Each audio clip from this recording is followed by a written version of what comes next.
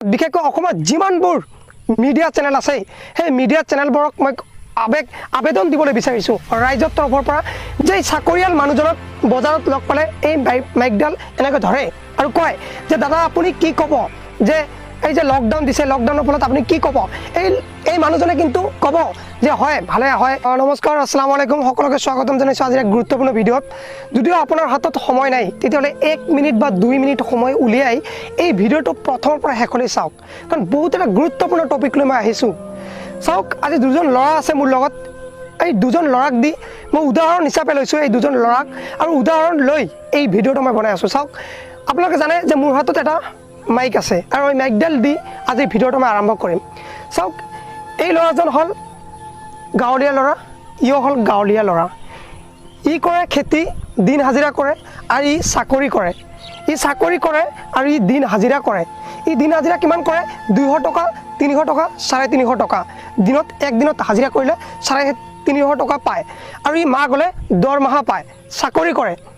এতিয়া মই ডাইৰেক্ট টপিকত আহিছোঁ। চাওক, এই যে লকডাউন দিছে, কৰোণা ভাইৰাছৰ কাৰণে যি লকডাউন দিছে ইয়া মানিবলৈ আমাৰ কাৰণে বাধ্যতামূলক।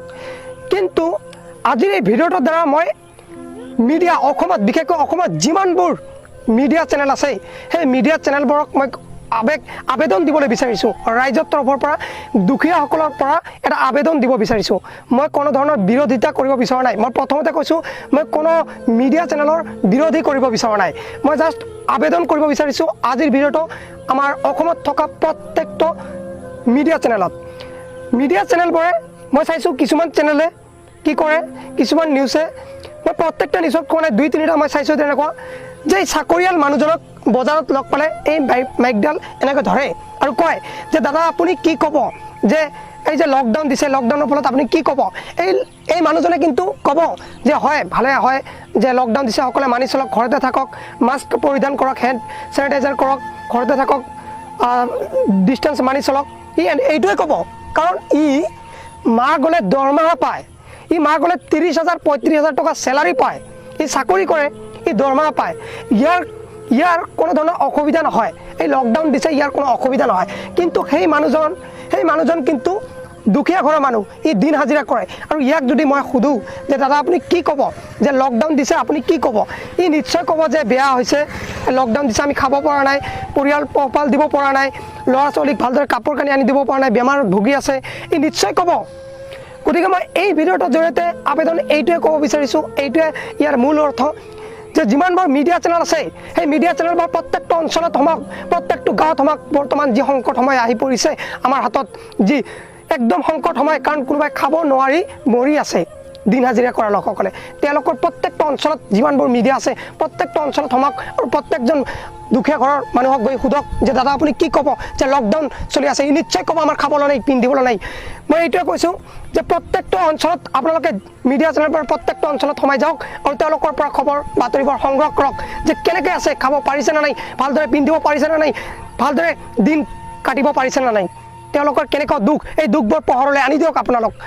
আপোনালোক মই মিডিয়া চেনেলবোৰক কৈছোঁ, এটা অনুৰোধ কৰিছোঁ, জাষ্ট আবেদন কৰিছোঁ।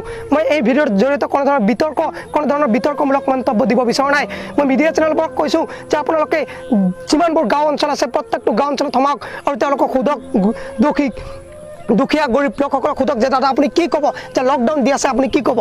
তেওঁলোকে নিশ্চয় ক'ব যে আমাৰ খাবলৈ নাই, পিন্ধিবলৈ নাই।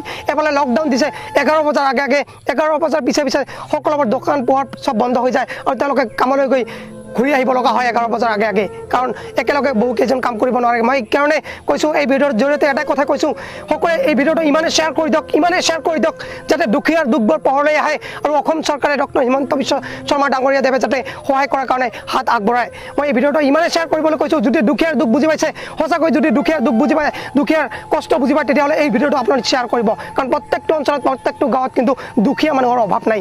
আৰু তেওঁলোকক গৈ মই এটা অনুৰোধ কৰিছোঁ, নিউজ পৰ্টেলবিলাকক কৈছোঁ, তেওঁলোকে গৈ বাইকডাল লওক যে দাদা আপুনি কি ক'ব, এই লকডাউন দিছে আপুনি কি ক'ব, তেওঁলোকে খাব পাৰিছে নে নাই, ভালদৰে থাকিব পাৰিছে নে নাই, পোহপাল দিব পাৰিছে নে নাই, এই বিষয়ে আপোনালোকে সোধক। কাৰণ বৰ্তমান সময়ত একদম সংকট সময়, এফালে কৰোণা মাৰি আছে, আনফালে কোনোবাই খাব নোৱাৰি পেটৰ ভোকত মৰি আছে। গতিকে মই এই ভিডিঅ'টোৰ জৰিয়তে এটাই কথা ক'ম, এটাই বিনম্ৰভাৱে অনুৰোধ কৰিম, আজি এই ভিডিঅ'টো আবেদন কৰিব বিচাৰিছোঁ মই অসমত থকা প্ৰত্যেকটো নিউজ চেনেলত, প্ৰত্যেকটো নিউজ পৰ্টেলক মই অনুৰোধ কৰিছোঁ আপোনালোকে গাঁৱৰ প্ৰত্যেকটো গাঁৱত অঞ্চলত ক্ষমা কৰোঁ যিসকলে দিন হাজিৰা কৰে সেই দিন হাজিৰা কৰা লোকসকলৰ মুখত মাইকডাল ধৰি বাইপ লওক যে কি ক'ব আপুনি দাদা লকডাউনৰ ফলত গতিকে মই অৱশেষত এটাই কথা ক'ম ভিডিঅ'টো ইমানেই শ্বেয়াৰ কৰি দিয়ক কাৰণ দুখীয়া দুখ সকলোৱে বুজি পায় আৰু সকলোৱে কিন্তু আগবাঢ়ি নাহে গতিকে দুখীয়া দুখ বুজি পাই এই ভিডিঅ'টো শ্বেয়াৰ কৰক যাতে এই ভিডিঅ'ৰ জৰিয়তে দুখীয়া দুখবোৰ বৰ্তমান সময়ত নিস্তব্ধ হয় নাইকিয়া হয় যাতে কোনো মানুহে অসম চৰকাৰ বা কোনো মন্ত্ৰী কোনো মিনিষ্টাৰ কোনো এম এল এ যাতে সহায় কৰাৰ কাৰণে আগবাঢ়ি আহে মই সেইকাৰণে নিউজ পৰ্টেল চেনেলবিলাকক এটাই অনুৰোধ কৰিছোঁ আপোনালোকে যিমান পাৰে গাঁও অঞ্চলৰ সমাজ আৰু তেওঁলোকক বাইপ ল'বলৈ চেষ্টা কৰক যে কেনেকুৱা পৰিস্থিতিত তেওঁলোকে আছে গতিকে ঠিক আছে আজি ভিডিঅ'টোৰ জৰিয়তে মই এটাই অনুৰোধ কৰিব বিচাৰিছোঁ গতিকে আজিলৈ এইখিনিয়ে জয় অসম বন্দে মাতৰম